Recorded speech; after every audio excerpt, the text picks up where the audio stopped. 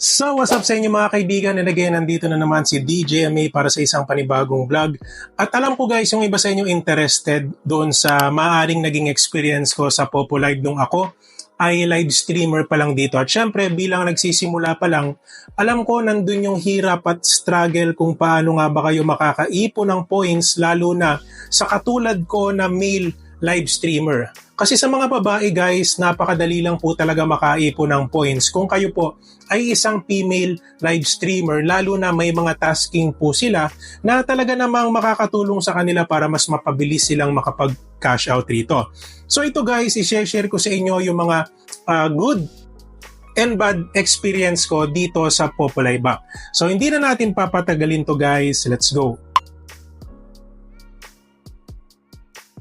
Naalala ko nun guys, nung nag-i-start ako sa Popo Live, talagang hindi pa ako makapag-live. Syempre, kasi nga bago ka makapag-live sa Popo is kailangan level 10 ka na, lalo na yung wealth level mo. Okay, so yun yung pinakang requirement po ni Popo para makapag-live ang isang lalaki na account or male streamer dito sa Popo. Dapat level 10 yung iyong wealth level. So DJ, ano ba yung mga ginagawa mo? Paano ka nakaka-cash out kahit hindi ka pa nakakapag-live? Alam nyo guys, napakatyaga ako dati. Okay, as in. Kasi may setup pa ako noon, meron pa akong microphone. Actually, nakatago lang siya dito sa parang box ko. So talagang nagchat-chat ako doon, tapos nagsasabi ako doon sa host na, host, pwede po ba akong kumanta dito sa live nyo? So ganito, ganyan. So may mga host naman na pumapayag, so pinapakyat nila ako doon sa party live nila. So ang tendency guys, habang kumakanta ako, may mga naglalaro or sabihin natin may mga nagbibigay ng gifts sa akin. Okay, so hindi lang ako nagpapatawa, nag-host pa ako, nagpapatawa pa ako dun sa party live. So automatically guys, minsan pag nahihiya na ako, magsasabi ako na, host, baka po sobrang tagal ko na dito sa party live nyo. Tapos, yung nakakatuwa lang dito guys, yung host, ayaw akong paalisin. Kasi nga, parang tatahimik na daw yung live nila.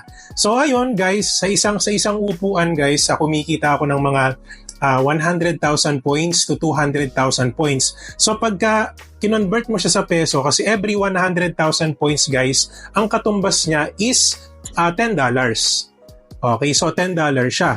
So noong mga panahon na yon, ang $1 is nasa 52 pesos. Kasi ngayon guys, nasa 57 yung equivalent dito sa Popo Live. So kumikita ako dun guys ng almost 500 pesos to 1K dun lang sa pagsali sa live na yon. So ano ba talaga yung naging sikreto ko guys? Talagang kapalan lang ng muka, and at the same time talagang dapat matutuwa sila sa iyo. Kasi alam nyo guys, ito kasi yung nagiging problema ng iba. Mahilig silang magtanong kung DJ, ano po ba yung way para kumita ba talaga kami dito? Pero alam nyo yun guys, puro tanong. Tapos hindi naman din ginagawa or hindi naman nila ginagawa yung best nila para matuwa sa kanila yung mga host. Kasi alam nyo guys, dito sa Popo, sobrang dali lang naman kumita rito Lalo na kung talagang nakakatuwa ka, kasi hindi ka naman papaakyatin ng any party leader kung wala silang entertainment na makukuha sa'yo. Lalo na they will spend their own money para dun sa coins, and at the same time, hindi lang naman yan basta binibigay nila yung gift na yan. For sure guys, may reason kung bakit tayo binibigyan ng gift, lalo na tayong mga male live streamers. Kaya ang sinasabi ko talaga sa inyo guys, kung may talent kayo, wag nyong sayangin. Kasi dito sa Popo Live guys, ang investment nyo lang dito, syempre cellphone. Diba? Kung meron pa kayong pangalawang device, parang pang background music nyo, pwede rin naman. Diba? Para habang kumakanta kayo, meron kayong -1. So yun lang naman, hindi nyo naman kailangan totally ng may complete equipment kayo. May mic, may sound card, hindi nyo kailangan yun guys. Kumbaga kung kumikita na kayo, dun kayo mag-start mag-invest ng mga gamit for live streaming. So yun guys, naalala ko, yun yung isa. Ito naman guys, ang hindi ko makakalimutan, yung pinaka-worst na naranasan ko guys is that habang ako'y kumakanta doon sa party live, ang naalala kong kinakanta nun ano ba yun? Forevermore, di ba? There were times when di ba, sumampol na ako. Habang kinakanta ko yun, di ba, kumakanta ako. Di ba, there were times when nag-uusap sila. Di ba? So parang para sa akin, nandun ako syempre para mag-entertain sa inyo. Pero ang nakakainis guys, nag-uusap sila. So ang tendency guys, parang nababastos yung pagkanta natin. Samantalang yung party leader nung time na yon, sinasabihan sila na, hoy, tumahimik kayo. So parang alam niyo yun guys, may mga bastos talaga na live streamer dito sa Popo. So hindi maiiwasan yun guys, kaya dapat talaga habaan nyo yung pasensya nyo dito kasi yun talaga yung hindi ko makakalimutan na na-experience ko dito sa Popo Live. Yung iba naman guys, for example, nakaupo na ako dun sa Beam, nasa party live na ako, so naglalaro na yung host, so syempre nabibigyan ako ng gift. Ngayon guys, biglang may magsasabi na na ka-agency nung party leader, sasabihan na host, ako naman, di gumaganon.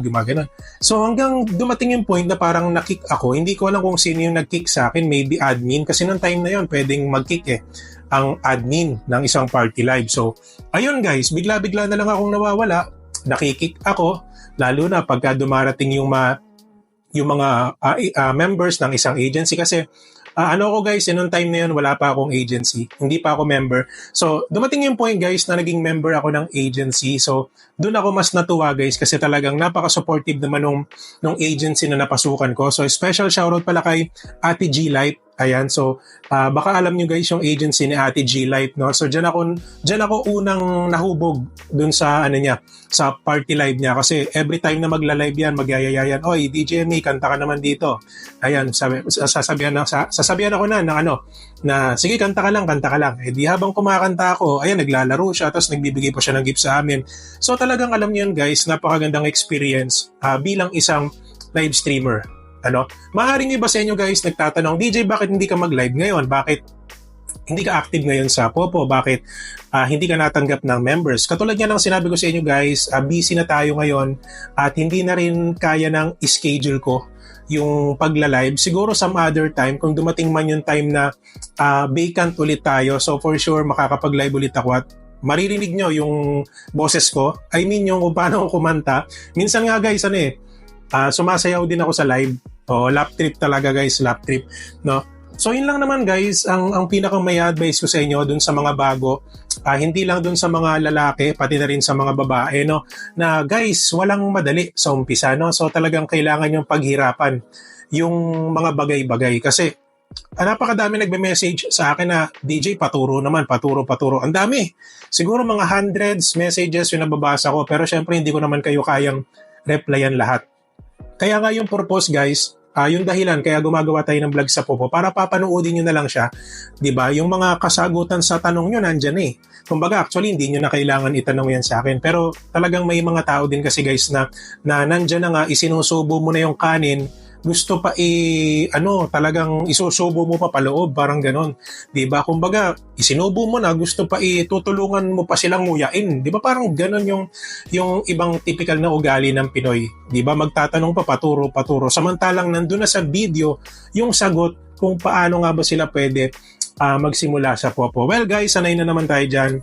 Ganun talaga siguro ugali ng Pinoy, di ba? Mga babae, lalaki na gustong kumita agad, di ba? Katulad ng sinabi ko guys, walang madali sa umpisa. So paano nyo ba sisimulan? Kumilos kayo. Yun lang po yung paraan para makapagsimula kayo dito sa Popo Live.